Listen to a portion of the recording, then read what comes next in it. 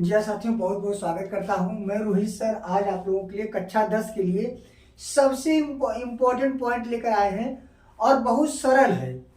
बच्चे इतना ये सरल है कि कुछ बच्चे तो इसे पढ़ते भी नहीं है। तो आज देखिए, कभी कभी जो सरल चीजें होती है ना, वो भी परीक्षा में आप लोग भूल जाते हैं। तो आज हम इन्हीं टॉपिक के बारे में चर्चा करेंगे।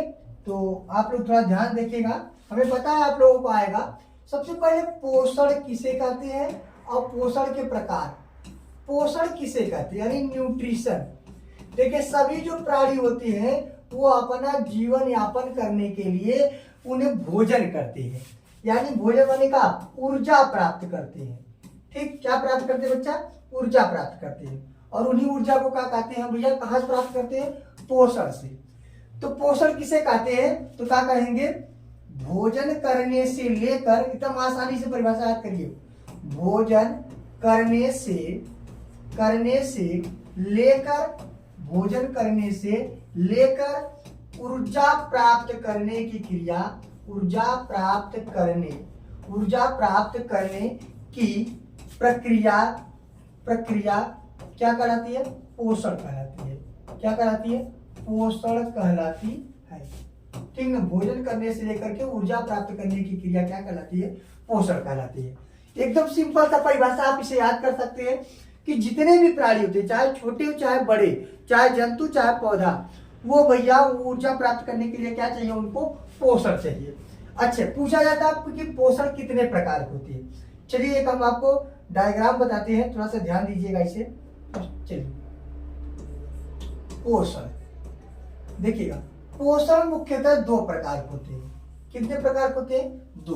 पहला क्या होता है? स्वपोषी पोषण। पहला क्या होता है? स्वपोषी पोषण, या अंग्रेजी में इसे क्या कहते हैं? Autotrophic nutrition. ऑटोट्रॉपिक न्यूट्रिशन, ठीक ना? ऑटोट्रॉपिक न्यूट्रिशन, ठीक। और दूसरे से क्या कहते हैं? विषम पोषी पोषण।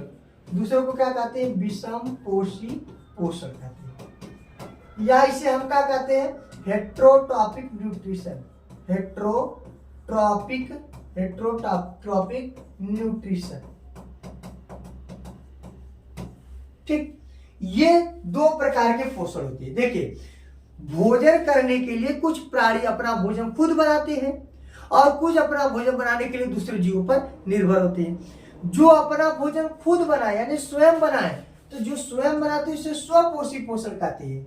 और जो अपना भोजन बनाने के लिए दूसरे जीवों पर निर्भर होते हैं उसे विषम पोषी पोषण कहते हैं। अब ये जो दिख रहा है, ये आपको जो दिखाई दे रहा है, ये होता है तीन प्रकार का। कितने प्रकार होते हैं? तीन। पहला क्या होता है? पहला होता है प्राणी समभोजी पोषण।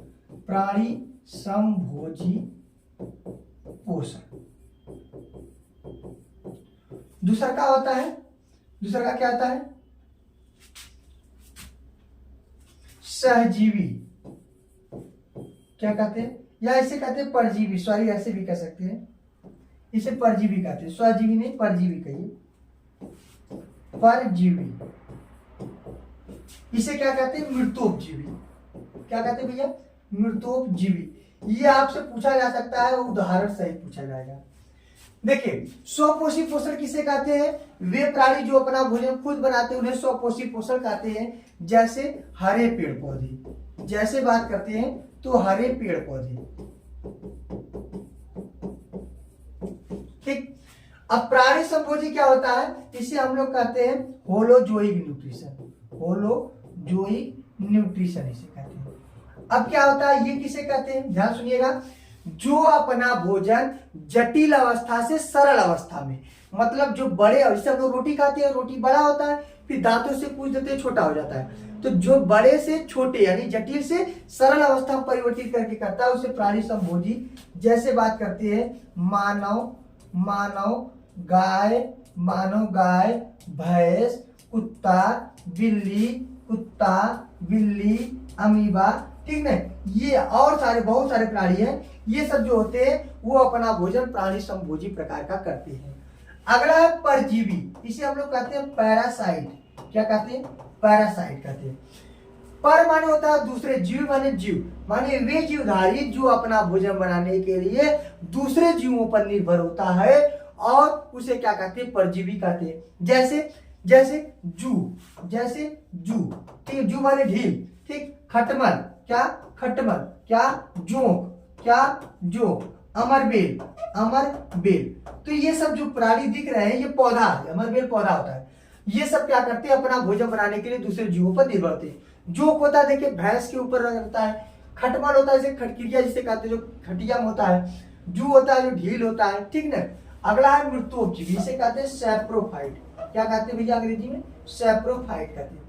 अब इस सैप्रोफाइट यानी मृतोपजीवी क्या होता है, मृत माने होता है मरा हुआ, ऐसे प्राणी जो अपना भोजन मरे हुए पदार्थों से प्राप्त करते हैं, सड़े गले पदार्थों से जो अपना भोजन प्राप्त करते हैं। किससे, सड़े गले जो पदार्थों से अपना भोजन प्राप्त करते हैं उसे मृतोपजीवी कहते हैं। जैसे कवक, जैसे कवक और जीवाणु, जैसे कवक और जीवाणु, ये क्या होते हैं, ये मृतोपजीवी होती है।